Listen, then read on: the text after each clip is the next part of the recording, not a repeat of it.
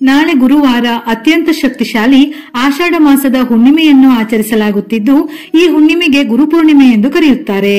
ಹರ ಮುನಿದರೆ ಗುರು ಕಾಯುವನು ಎಂಬ ಮಾತಿನಂತೆ ನಮಗೆ ಗುರುವಿನ ಅನುಗ್ರಹ ಹೊಂದಿದ್ದರೆ ನಾವು ಮಾಡುವ ಪ್ರತಿಯೊಂದು ಕೆಲಸದಲ್ಲೂ ಯಶಸ್ಸು ಲಭಿಸುತ್ತದೆ. ಹಾಗಾಗಿ ಗುರುವಿನ ಆಶೀರ್ವಾದ ಅನುಗ್ರಹ ಪಡೆಯಲು, ಜಾತಕದಲ್ಲಿ ಗುರುಬಲ ವೃದ್ಧಿಯಾಗಲು ಇದು ಬಹಳ ಪ್ರಶಸ್ತವಾದ ದಿನ. ಈ ದಿನ ಸಾಯಿಬಾಬಾ, ರಾಘವೇಂದ್ರ ಸ್ವಾಮಿಗಳು, ಶ್ರೀಧರ ಸ್ವಾಮಿಗಳು, ದತ್ತಾತ್ರೇಯರು ಮತ್ತು ಶ್ರೀಪಾದವಲ್ಲಭರು ಹೀಗೆ ನಿಮ್ಮ ಇಷ್ಟದ ಗುರುವನ್ನು ಪೂಜಿಸಿ ಆರಾಧಿಸಿ.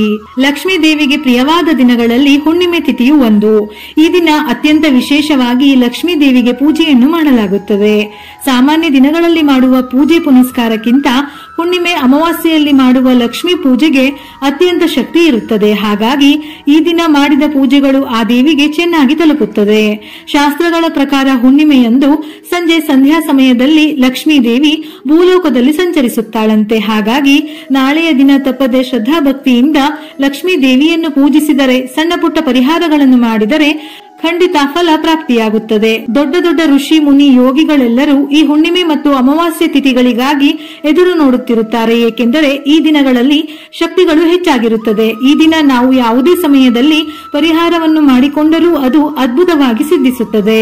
ನಾಳೆ ಗುರುಪೂರ್ಣಿಮೆಯು ಬಹಳ ಶಕ್ತಿಶಾಲಿಯಾಗಿದೆ. ಯಾಕೆಂದರೆ ನಾಳೆಯ ದಿನದಂದು ಅನೇಕ ಅಮೃತಗಳಿಗೆ ರೂಪುಗೊಳ್ಳುತ್ತಿವೆ. ಹಾಗಾಗಿ ಲಕ್ಷ್ಮೀ ದೇವಿಯ ಜೊತೆ ಗುರುವಿನ ಆಶೀರ್ವಾದವನ್ನು ಸುಲಭವಾಗಿ ಪಡೆಯಬೇಕೆಂದರೆ ಕೆಲವು ವಿಶೇಷ ವಿಧಿವಿಧಾನಗಳನ್ನು ಪಾಲಿಸಿದರೆ ಈ ವರ್ಷವಿಡೀ ಐಶ್ವರ್ಯಕ್ಕೆ ಕೊರತೆಯಾಗುವುದಿಲ್ಲ. ಲಕ್ಷ್ಮೀ ದೇವಿಯ ಸಂಪೂರ್ಣ ಅನುಗ್ರಹ ಲಭಿಸುತ್ತದೆ. ಈ ದಿನ ಬೆಳಿಗ್ಗೆ ಬೇಗನೆ ಎದ್ದು ಸ್ನಾನ ಮಾಡುವ ನೀರಿಗೆ ಸ್ವಲ್ಪ ಅರಿಶಿನ ಹಾಕಿ ಸ್ನಾನ ಮಾಡಿ. ಇದರಿಂದ ಅಪಾರ ಅದೃಷ್ಟ ಒಲಿದು ಬರುತ್ತದೆ. ಹುಣ್ಣಿಮೆಯ ದಿನದಂದು ಹಳದಿ ಬಣ್ಣದ ವಸ್ತ್ರಗಳನ್ನು ಧರಿಸಿದರೆ ಕುಬೇರ ಯೋಗ ಪ್ರಾಪ್ತಿಯಾಗುತ್ತದೆ.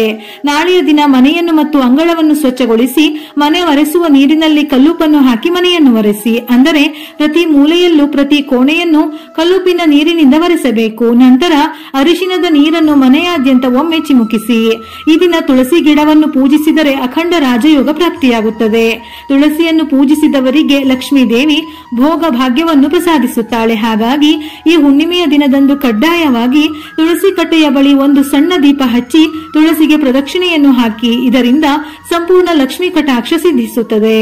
ಹಾಗೆಯೇ ಈ ಹುಣ್ಣಿಮೆಯ ದಿನದಂದು 2 ಅಶ್ವತ್ಥ ಎಲೆಗಳನ್ನು ನಿಮ್ಮ ಮನೆಗೆ ತಂದು ಅದರ ಮೇಲೆ ಅರಿಶಿನದಿಂದ ಶ್ರೀ ಎಂದು ಬರೆದು ನಿಮ್ಮ ಮನೆಯ ಮುಖ್ಯದ್ವಾರದ ಬಾಗಿಲಿಗೆ ಕಟ್ಟಿ, ಅಥವಾ ಜಾಸ್ತಿ ಎಲೆಗಳನ್ನು ತಂದು ತೋರಣವಾಗಿಯೂ ಕಟ್ಟಬಹುದು. ಇದರಿಂದ ಲಕ್ಷ್ಮೀ ದೇವಿ ಸಂತೃಪ್ತಳಾಗಿ ಮನೆಗೆ ಬಂದು ನೆಲೆಸುತ್ತಾಳೆ. ಜೊತೆಗೆ ಗುರುವಿನ ಅನುಗ್ರಹ ಲಭಿಸುತ್ತದೆ, ಸಂಪತ್ತು ವೃದ್ಧಿಯಾಗುತ್ತದೆ. ಅತ್ಯಂತ ಶಕ್ತಿಶಾಲಿಯಾದ ಈ ಆಷಾಢ ಹುಣ್ಣಿಮೆಯಂದು ಲಕ್ಷ್ಮೀ ದೇವಿಯನ್ನು ಪೂಜಿಸಿದರೆ ಅಖಂಡ ಕುಬೇರ ರಾಜಯೋಗ ಪ್ರಾಪ್ತಿಯಾಗುತ್ತದೆ.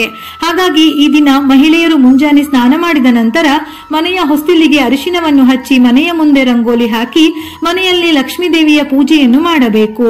ಈ ದಿನದ ಪೂಜೆಯ ಫಲವಾಗಿ ಇಷ್ಟಾರ್ಥ ಸಿದ್ಧಿಯಾಗುವುದರ ಜೊತೆಗೆ ವಿಶೇಷವಾಗಿ ಪತಿಯ ಆದಾಯವೂ ಹೆಚ್ಚಾಗುತ್ತದೆ.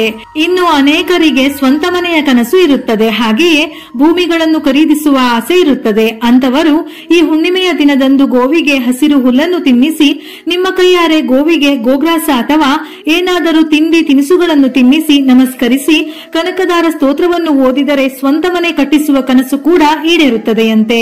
ಶಾಸ್ತ್ರದಲ್ಲಿ ವೀಳ್ಯದೆಲೆಗೆ ಬಹಳ ಪ್ರಾಮುಖ್ಯತೆ ಇದೆ. ವೀಳ್ಯದೆಲೆಯು ಧನಲಕ್ಷ್ಮಿಯನ್ನು ಆಕರ್ಷಿಸುತ್ತದೆ. ಹಾಗಾಗಿ ಈ ಹುಣ್ಣಿಮೆಯ ದಿನದಂದು 5 ವೀಳ್ಯದೆಲೆಯನ್ನು ತಂದು ನಿಮ್ಮ ದೇವರ ಮನೆಯಲ್ಲಿಟ್ಟು ಪೂಜಿಸಿ. ಇದರಿಂದ ನಿಮ್ಮ ಮನೆಯಲ್ಲಿ ವಿಷ್ಣು ಮತ್ತು ಲಕ್ಷ್ಮಿಯ ಆಶೀರ್ವಾದದಿಂದ ಅಷ್ಟೈಶ್ವರ್ಯ ಪ್ರಾಪ್ತಿಯಾಗುತ್ತದೆ. ನಾಳೆ 2 ತುಪ್ಪದ ದೀಪವನ್ನು ಹಚ್ಚಿ ದೀಪಕ್ಕೆ 2 ಲವಂಗ ಸೇರಿಸಿ ದೀಪ ಬೆಳಗಿದರೆ ಅದೃಷ್ಟ ಲಭಿಸುತ್ತದೆ. ಹುಣ್ಣಿಮೆಯ ಈ ಶ್ರೇಷ್ಠವಾದ ದಿನ ಮನೆಯ ಹೊಸ್ತಿಲು ಮತ್ತು ಬಾಗಿಲಿಗೆ ಅರಿಶಿನದ ಲೇಪನದಿಂದ ಸ್ವಸ್ತಿಕ್ ಚಿಹ್ನೆಯನ್ನು ಬರೆಯಿರಿ. ಸ್ವಸ್ತಿಕ್ ಚಿಹ್ನೆಯಲ್ಲಿ ಮುಕ್ಕೋಟಿ ದೇವತೆಗಳು ನೆಲೆಸಿರುತ್ತಾರೆ. ಮನೆಯ ಮುಖ್ಯ ಬಾಗಿಲಿನಿಂದಲೇ ಶುಭ ಅಶುಭಗಳೆರಡೂ ಬರುವುದರಿಂದ ಮನೆಯಲ್ಲಿ ಸ್ವಸ್ತಿಕ್ ಚಿಹ್ನೆಯನ್ನು ಹಾಕಿದರೆ ಮನೆಗೆ ದುಷ್ಟಶಕ್ತಿ ಪ್ರವೇಶಿಸುವುದಿಲ್ಲ. ದೈವಶಕ್ತಿಗಳು ಮನೆಯಲ್ಲಿ ನೆಲೆಸಿ ನಿಮ್ಮ ಮನೆಯು ಸುಖ ಸಂತೋಷದಿಂದ ತುಂಬಿರುತ್ತದೆ. ಈ ಹುಣ್ಣಿಮೆಯ ದಿನದಂದು ಉಪವಾಸವಿದ್ದು ವಿಷ್ಣು ಸಮೇತ ಲಕ್ಷ್ಮಿಯನ್ನು ಪೂಜಿಸಿದರೆ ಬಹಳ ಒಳ್ಳೆಯದು. ಕಡು ಬಡವನಾಗಿದ್ದರೂ ಸಹ ಈ ಉಪವಾಸದಿಂದ ಶ್ರೀಮಂತನಾಗುತ್ತಾನಂತೆ. ಹಾಗಾಗಿ ಈ ಹುಣ್ಣಿಮೆಯ ದಿನ ಕಡ್ಡಾಯವಾಗಿ ಉಪವಾಸವನ್ನು ಆಚರಿಸಿ. ವಿಶೇಷವಾಗಿ ಈ ಹುಣ್ಣಿಮೆಯಂದು ಲಕ್ಷ್ಮೀ ದೇವಿಗೆ ಪ್ರಿಯವಾದ ಒಂದು ಶಕ್ತಿಶಾಲಿ ಮಂತ್ರವನ್ನು ಜಪಿಸಿದರೆ ಈ ವರ್ಷವಿಡೀ ಅಷ್ಟೈಶ್ವರ್ಯಗಳು ಪ್ರಾಪ್ತಿಯಾಗುತ್ತದೆ. ಶ್ರೀ ಲಕ್ಷ್ಮೀ ನಾರಾಯಣಾಭ್ಯಾಂ ನಮಃ. ಈ ಮಂತ್ರವನ್ನು 21 ಬಾರಿ ಜಪಿಸಿ. ಈ ಮಂತ್ರವನ್ನು ಜಪಿಸುವ ಮೊದಲು ನಿಮ್ಮ ನಿಮ್ಮ ಮನಸ್ಸಲ್ಲಿರುವ ಕೋರಿಕೆಗಳನ್ನು ಪ್ರಾರ್ಥಿಸಿ ನಂತರ ಮಂತ್ರವನ್ನು ಜಪಿಸಿ. ಇದರಿಂದ ಇಷ್ಟಾರ್ಥಗಳು ಈಡೇರುವುದಲ್ಲದೆ ಲಕ್ಷ್ಮೀ ನಾರಾಯಣರ ಅನುಗ್ರಹ ಲಭಿಸುತ್ತದೆ. ಇದರ ಜೊತೆಯಲ್ಲಿ ಶ್ರೀ ಗುರುದೇವ ದತ್ತ ಎಂಬ ಮಂತ್ರವನ್ನು ಗುರುವಿನ ಅನುಗ್ರಹಕ್ಕಾಗಿ ಗುರುಬಲ ವೃದ್ಧಿಯಾಗಲು ಪಠಿಸಿ. ನಾಳೆಯ ದಿನ ಸಾಸಿವೆ, ಕಲ್ಲು ಉಪ್ಪು, ಕಡಲೆಬೇಳೆ, ಅರಿಶಿನವನ್ನು ತಪ್ಪದೆ ಖರೀದಿಸಿ ಅಥವಾ ಈ 4ರಲ್ಲಿ ಒಂದನ್ನಾದರೂ ತಪ್ಪದೆ ಖರೀದಿಸಿ. ಸಾಸಿವೆಯನ್ನು ಖರೀದಿಸಿದರೆ ದೃಷ್ಟಿದೋಷ, ಜಾತಕದಲ್ಲಿರುವ ಸಮಸ್ಯೆಗಳು ನಿವಾರಣೆಯಾಗುತ್ತದೆ, ಅದ್ಭುತ ಫಲಗಳು ಪ್ರಾಪ್ತಿಯಾಗುತ್ತದೆ.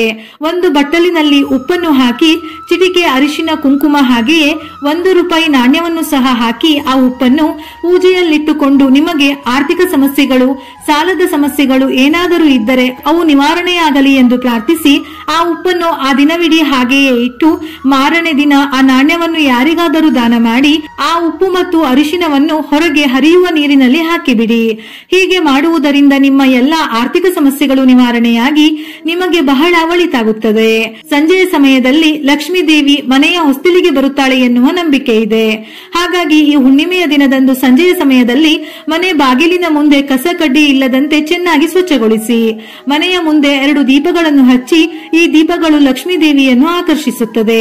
ಈ ದಿನ ಸ್ವಲ್ಪ ಕಲ್ಲು ಉಪ್ಪನ್ನು ಒಂದು ಬಟ್ಟೆಯಲ್ಲಿ ಗಂಟು ಕಟ್ಟಿ ಮನೆಯ ಮುಖ್ಯ ಬಾಗಿಲಿಗೆ ಕಟ್ಟಬೇಕು. ಇದರಿಂದ ಕುಟುಂಬಕ್ಕೆ ಬಹಳ ಒಳ್ಳೆಯದಾಗುತ್ತದೆ. ನಾಳೆಯ ದಿನ ಸಾಧ್ಯವಾದರೆ ಯಾವುದಾದರೂ ದೇವಸ್ಥಾನಕ್ಕೆ ಹೋಗಿ ದೇವಸ್ಥಾನದಲ್ಲಿ ಒಂದು ತುಪ್ಪದ ದೀಪವನ್ನು ಹಚ್ಚಿ. ನಿಮ್ಮ ಕುಟುಂಬದ ಮೇಲೆ ದೇವರ ಆಶೀರ್ವಾದವಿರುತ್ತದೆ. ಹುಣ್ಣಿಮೆಯ ದಿನದಂದು ಚಂದ್ರನು ಬಹಳ ಪ್ರಕಾಶಮಾನವಾಗಿ ಕಾಣಿಸುತ್ತಾನೆ. ಚಂದ್ರನ ಕಿರಣಗಳಿಗೆ ಅತೀವ ಶಕ್ತಿ ಇರುತ್ತದೆ. ಹಾಗಾಗಿ ಈ ಹುಣ್ಣಿಮೆಯ ದಿನದಂದು ಚಂದ್ರನನ್ನು ನೋಡುತ್ತಾ ನಿಮ್ಮ ಮನಸ್ಸಿನಲ್ಲಿ ಏನಾದರೂ ಕೋರಿಕೆ ಇದ್ದರೆ ಕೇಳಿಕೊಳ್ಳಿ. ನೀವು ಕೇಳಿದ ಕೋರಿಕೆಗಳು, ಆಸೆಗಳೆಲ್ಲ ಖಂಡಿತವಾಗಿ ಈಡೇರುತ್ತದೆ. ಚಂದ್ರನ ಕಿರಣಗಳು ನಮ್ಮ ದೇಹದ ಮೇಲೆ ಬಿದ್ದರೆ ದೀರ್ಘಕಾಲದ ಅನಾರೋಗ್ಯ ಸಮಸ್ಯೆಗಳೆಲ್ಲವೂ ದೂರವಾಗಿ ಉತ್ತಮ ಆರೋಗ್ಯ ಲಭಿಸುತ್ತದೆ. ಈ ದಿನ ತಪ್ಪಿಯು ಉಪವಾಸ ಆಚರಿಸುವವರು ಮಾಂಸಾಹಾರ, ಈರುಳ್ಳಿ, ಬೆಳ್ಳುಳ್ಳಿ ಆಹಾರಗಳನ್ನು ಸೇವಿಸಬಾರದು. ಇನ್ನು ಈ ದಿನದಂದು ಕಡ್ಡಾಯವಾಗಿ ಗಂಡ ಹೆಂಡತಿ ಇಬ್ಬರು ಬ್ರಹ್ಮಚರ್ಯವನ್ನು ಪಾಲಿಸಬೇಕು. ಹಾಗೆಯೇ ಈ ಹುಣ್ಣಿಮೆಯಂದು ಗಡ್ಡ, ಕೂದಲು ಮತ್ತು ಉಗುರನ್ನು ಕತ್ತರಿಸಬಾರದು. ಹುಣ್ಣಿಮೆಯ ದಿನದಂದು ವಿಷ್ಣು ಹಾಗೂ ಲಕ್ಷ್ಮೀ ದೇವಿಗೆ ಸಂಬಂಧಪಟ್ಟ ಮಂತ್ರ, ಶ್ಲೋಕಗಳನ್ನು ಪಠಿಸಿದರೆ ಬಹಳ ಶ್ರೇಷ್ಠ. ಈ ದಿನ ಗಾಯತ್ರಿ ಮಂತ್ರವನ್ನು ಜಪಿಸಿದರೆ ಸರ್ವ ಪಾಪಗಳು ನಿವಾರಣೆಯಾಗುತ್ತದೆ. ಈ ದಿನದಂದು ಕಪ್ಪು ಬಣ್ಣದ ಬಟ್ಟೆಗಳನ್ನು ಧರಿಸಬೇಡಿ. ಹಾಗೆಯೇ ಈ ಹುಣ್ಣಿಮೆಯಂದು ಕಡ್ಡಾಯವಾಗಿ ಬಡವರಿಗೆ ನಿಮ್ಮ ಕೈಲಾದಷ್ಟು ದಾನ ಮಾಡಿದರೆ ನಿಮ್ಮಲ್ಲಿರುವ ದೋಷಗಳು ನಿವಾರಣೆಯಾಗಿ ವಿಷ್ಣು ಸಮೇತ ತಾಯಿ ಲಕ್ಷ್ಮಿಯ ಸಂಪೂರ್ಣ ಅನುಗ್ರಹ ಲಭಿಸುತ್ತದೆ. ವಿಡಿಯೋ ಇಷ್ಟ ಆಗಿದ್ದಲ್ಲಿ ಮರೆಯದೆ ಲೈಕ್ ಕೊಟ್ಟು ನಿಮ್ಮವರಿಗೆ ಶೇರ್ ಮಾಡಿ. ಇದೇ ರೀತಿಯ ಮನಮುಟ್ಟುವ ಉಪಯುಕ್ತ ಮಾಹಿತಿಗಳಿಗಾಗಿ ಮತ್ತೆ ಭೇಟಿಯಾಗೋಣ.